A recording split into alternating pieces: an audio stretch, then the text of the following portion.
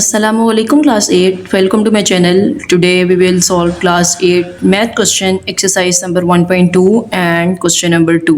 Question number 1 हमने detail से कर लिया. आज क्वेश्चन नंबर 2 करना है हमने. Find the additive inverse and multiplicative inverse of the following. उसने हमें 10 पार्ट दे दिए हैं और हमने इसमें एडिटिव इन्वर्स और मल्टीप्लिकेटिव इन्वर्स फाइंड करना है. अब इस क्वेश्चन को सॉल्व करने से पहले हमें एडिटिव इन्वर्स और मल्टीप्लिकेटिव इन्वर्स की भावना होनी चाहिए. तो आइए देखते हैं. हमने जब क्वेश्चन नंबर 1 किया था तो हमने पेज नंबर 7 पे जितनी प्रॉपर्टीज़ थी हमने उनको सबको देखा था. तो एडिटिव इन्वर्स इसी में से एक प्रॉपर्टी है, property number 7, additive inverse property. अब ये क्या चीज़ है? फॉर एग्जाम्पल उसने हमें वैल्यू दी है 8.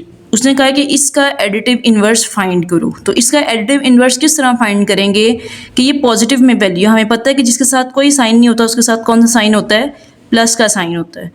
तो ये पॉजिटिव वैल्यू है, इसको हम नेगेटिव में कन्वर्ट कर देंगे तो ये हमारे पास हो जाएगी एडिटिव इन्वर्स. अब देखो उन्होंने एग्जाम्पल भी यही दी है, additive inverse of 8 is -8.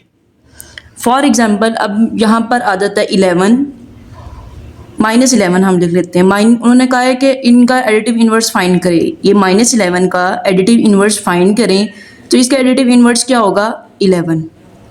Additive inverse क्या होता है कि अगर वैल्यू पॉजिटिव में है उसको नेगेटिव कर देंगे और अगर नेगेटिव में वैल्यू है उसको पॉजिटिव में कर देंगे.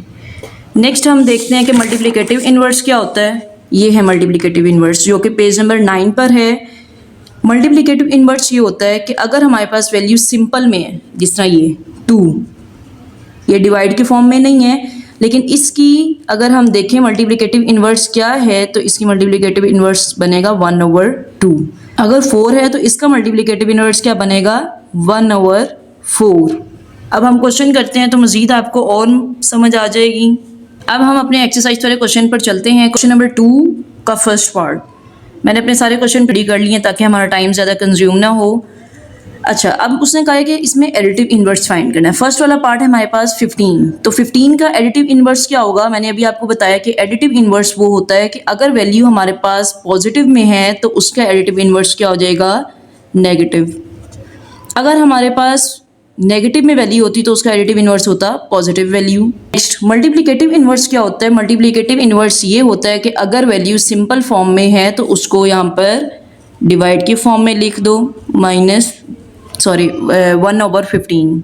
मल्टीप्लिकेटिव इन्वर्स हमने क्वेश्चन का लेना है, एडिटिव इन्वर्स का जो हमने आंसर लिया इसका नहीं लेना. नेक्स्ट पार्ट है हमारे पास -27. अब हमारे पास वैल्यू आ गई माइनस में तो इसका एडिटिव इन्वर्स क्या हो गया? +27. और इसका मल्टीप्लिकेटिव इन्वर्स क्या होगा? ये डिवाइड के फॉर्म में नहीं सिंपल फॉर्म में, तो इसको हम रिवर्स कर लेते हैं 27. ये था हमारे पास मल्टीप्लिकेटिव इन्वर्स. थर्ड वाला पार्ट है हमारे पास 7/9.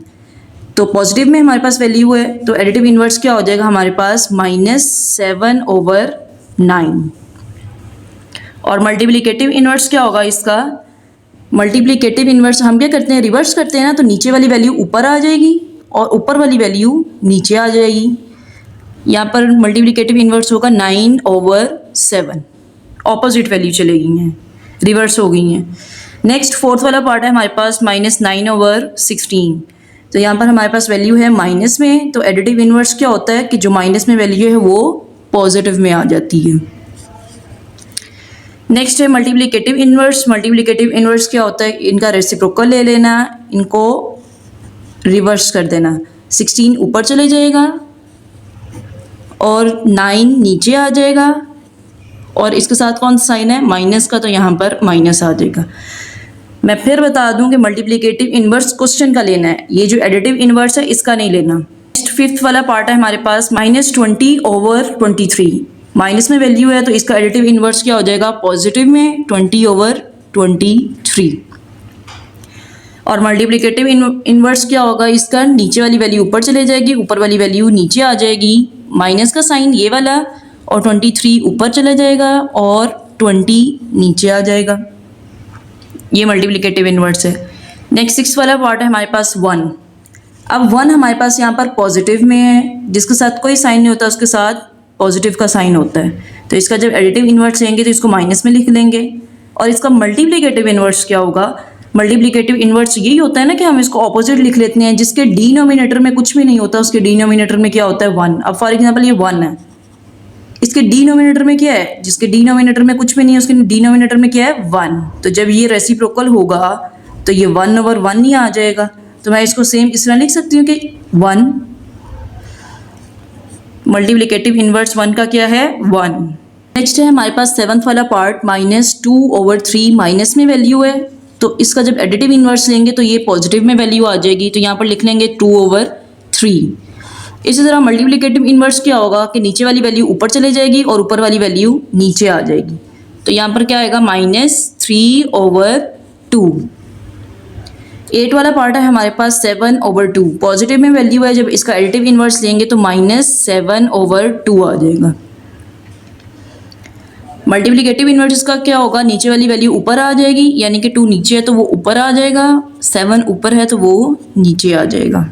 9 वाला पार्ट है हमारे पास -7 हमारे पास हमारी वैल्यू माइनस में है, तो जब इसका एडिटिव इन्वर्स लेंगे तो हमारी वैल्यू क्या हो जाएगी पॉजिटिव में, तो इसका मल्टीप्लिकेटिव इन्वर्स क्या होगा -1/7, क्योंकि 7 के डिनोमिनेटर में क्या है, जिसके डिनोमिनेटर में कुछ भी नहीं होता उसके डिनोमिनेटर में होता है 1। तो जब ये रेसिप्रोकल होगा या रिवर्स होगा तो नीचे वाली वैल्यू ऊपर आ जाएगी और ऊपर वाली वैल्यू नीचे आ जाएगी, तो ये है हमारे पास मल्टीप्लिकेटिव इन्वर्स। 8 वाला पार्ट है हमारे पास 12, एडिटिव इन्वर्स का लेंगे तो यहाँ पर आ जाएगा -12, क्योंकि हमारे पास वैल्यू क्या है पॉजिटिव में, जब एडिटिव इन्वर्स लेंगे तो नेगेटिव में हमारे पास वैल्यू आ जाएगी। मल्टीप्लिकेटिव इन्वर्स इसका क्या होगा, 12 के डिनोमिनेटर में कुछ भी नहीं है, तो 12 के डिनोमिनेटर में है 1, तो जब इसको रिवर्स करेंगे तो 1 ऊपर चला जाएगा और 12 नीचे आ जाएगा, 1/12। तो यहाँ पर हम लिख लेते हैं 1/12